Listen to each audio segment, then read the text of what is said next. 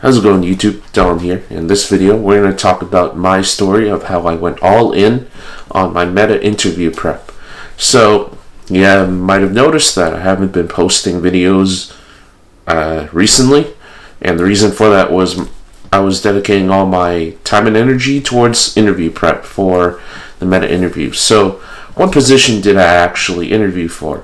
I actually interviewed for a software engineer generalist position, so a software engineer product, and typically what you would be doing is you would be working on the main Facebook products, whether that be Messenger, Facebook newsfeed, that kind of things, and it was kind of more of a full stack position. And basically I'll tell you the story of how I got the interview, how I went through the recruiter call. I'll tell you a little bit about my phone screen experience, and I'll tell you a little bit about the on-site experience. Now, before we get too deep into the weeds, I will share that the on-site in general, I did sign an NDA, so I can't really reveal the questions that I was actually asked, but I will give you little breadcrumbs along the way anyway. So let's start from the very beginning, and let's talk about how I got the interview in the first place. So I was actually working as kind of a hybrid between a hardware and a software engineer at my current role. So I decided to apply to one of the hardware positions over at Meta. Well, a recruiter actually ended up finding my profile, and she reached out to me to talk to me about the software engineer products position, which I found to be pretty interesting, but I wasn't going to turn down an opportunity to interview at any point in time, so I just decided to take on the call. And we took the call, and she asked me what I was doing at my current job and stuff like that, and then obviously she moved me on to the phone screen. So during this period of time, it was around like Christmas time, so I was home with the folks and I was home with my family. Gave me some time to prepare to start doing the lead code. So what I ended up doing during my Christmas holiday was I was doing the blind 75, and I started chipping away at the Facebook tag problems. So during that period of time as well, I did take one of the mock interviews that they ended up offering to me. Now, this mock interview is totally optional. You don't really have to take it, but you can take it just to give yourself a feel of how the interview process is actually going to work. So, naturally, I was just early on my prep, so I ended up not doing too well on that interview per se, but that didn't really matter all that much. So, after I got back from the holidays, I scheduled my phone screen about two weeks after I came back from the holidays, right? So this was about like mid-January or so, and I basically, it was funny because during the day of the interview, over here in San Jose, we had like a massive power outage. So I remember I was spending, some time on my iPad, like a little iPad connected to my mobile hotspot, because literally nothing was working and I was running off like a mobile battery. And that was interesting, but in order to prepare for this phone screen, I thought to myself, well, I'm not the smartest person at lead code, so I need to over prepare, right? And what I did to that is I would solve all of the top Facebook 100 tag problems, and it actually did work very, very well, right? And you might have also noticed my lead code grind streams, and that was essential for helping me to explain my thought process and stuff like that.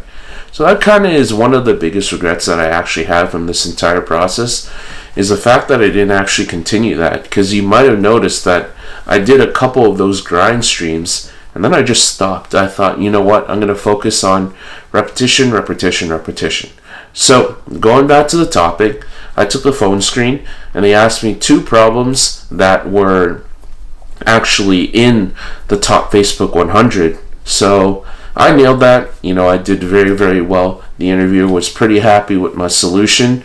I got word about 24 hours later that the feedback was very positive and I would be moving to the on-site, right? So the on-site is a different animal, right? I can't disclose what the questions were, as I said before, but what I can disclose is kind of the basics of the interview process. So during my on-site, it was a total of 4 rounds. There was a behavioral round, 2 coding rounds, and a product design round. Now, obviously, coding is particularly scary because you never know what kind of questions you're going to get. So I really should have, if I'm thinking back on it, I really should have continued my lead code grind streams to get myself used to explaining my thought process. But another thing that I was afraid of is product design round. I don't have a lot of experience with large scale systems, and that was a very scary kind of experience. So what I did to prepare was I went on educated.io. I bought 2 courses, Grokking the API design interview and Grokking the system design interview, and I used that to study. And in terms of my coding interview prep, I would, instead of doing the top 100 problems, I would do the top 200 problems.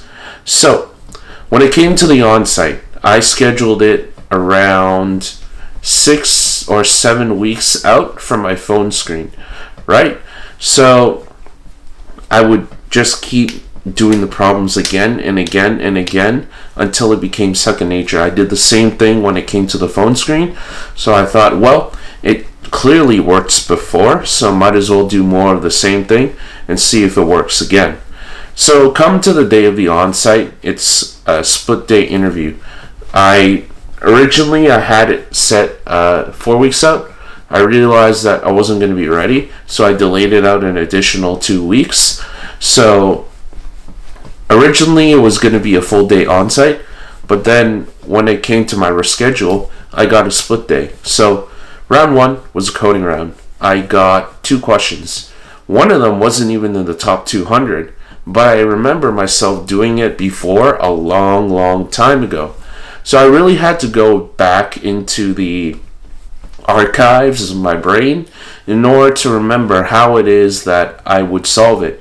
And then the second question that the interviewer gave me was a lead code hard problem that was probably in 120 to 140 or so, but it was a twist to it, right? It was a twist in the sense that it was just worded differently. I knew how to do the question, but I was struggling to explain it to him, right? And that's really where the lead code grind streams really came into play, and what really helpful is to explain exactly what I was doing. And because I stopped doing that, which was really idiotic on my point, I ended up struggling to explain how to do the problem to him, and he wasn't satisfied with.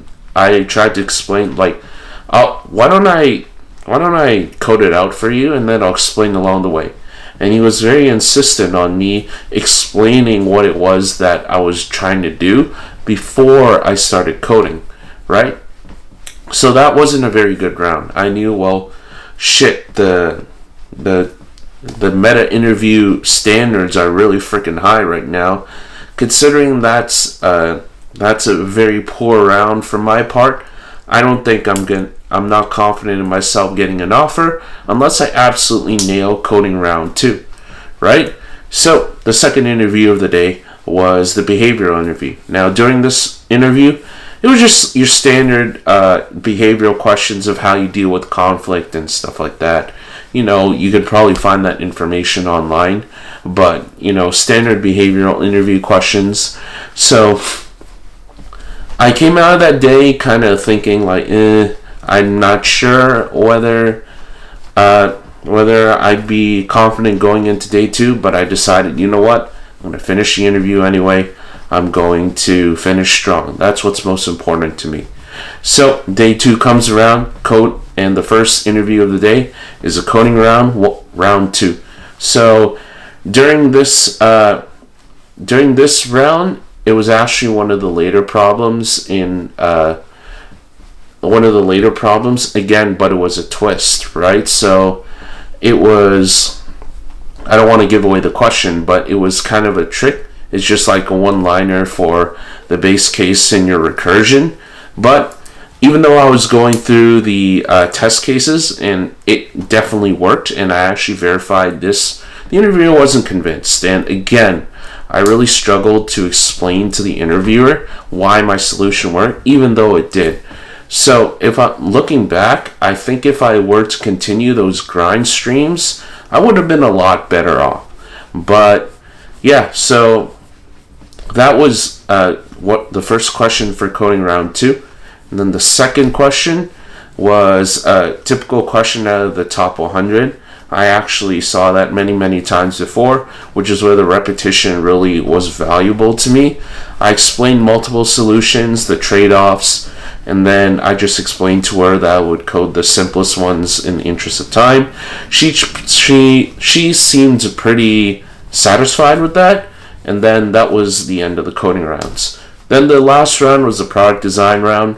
I actually think this is one of my stronger ones, which was surprising to me because I thought, based on the amount of work that I put towards the coding based questions, that would probably be my stronger rounds. But I really did a good job and the interviewer seemed pretty satisfied with my solution. And it was also a question that came straight out of the educative.io resources. So if you're preparing for one of those, I do recommend that you look them up because it's a very helpful source. And then it really helped me out in that interview. So let's talk now about some closing thoughts. So some closing thoughts is coding is only one part of it, right? I did all the work when it came to coding. I made sure that I could, solve the problem with the blink of an eye. But in a nutshell, that's not really what the interviewer is really looking at. They're looking for your ability to analyze trade-offs. They're looking for your ability to communicate the information to them. I think that's one of Meta's big pillars, and that's the reason why he wouldn't let me code, especially the first round. And the second round, testing is also pretty important because the recruiter explained to me that they don't have QA. So just being able to solve the problem really is just one part of the solution.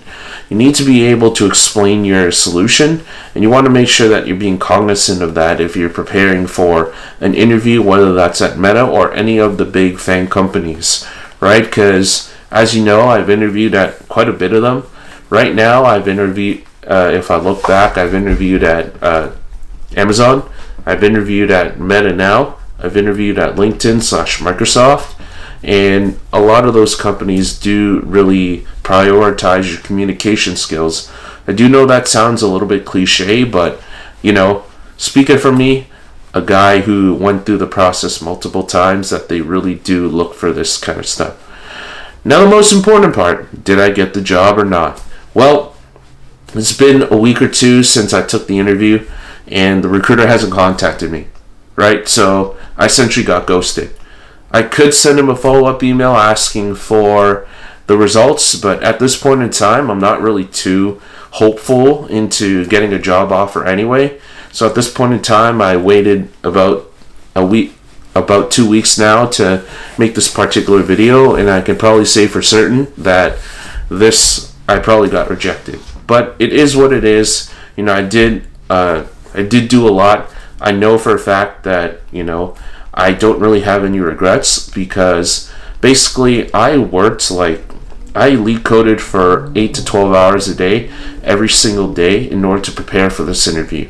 So I knew that work wasn't the main driving factor of this particular interview loop. Obviously, some lessons do need to be learned the hard way, so I had to learn, unfortunately, through rejection and through trial and error. But it is what it is. I'm hoping that the lessons that I share here can help you in your interview prep. So if you have an interview coming up for any FANG company, make sure that you guys aren't only prioritizing the problem solving skills, but also the communication skills, because that's really important. So maybe do what I did. You don't have to do a live stream like I've done on the channel, but maybe you decide to just talk to yourself. You explain the problem, pretend that somebody's in front of you and they're an interviewer, and that could be something that's really useful. So if you enjoyed the video, don't forget to hit like, comment, and subscribe. I look forward to making more content now that I don't have any interviews anymore, and I'll see you in the next video.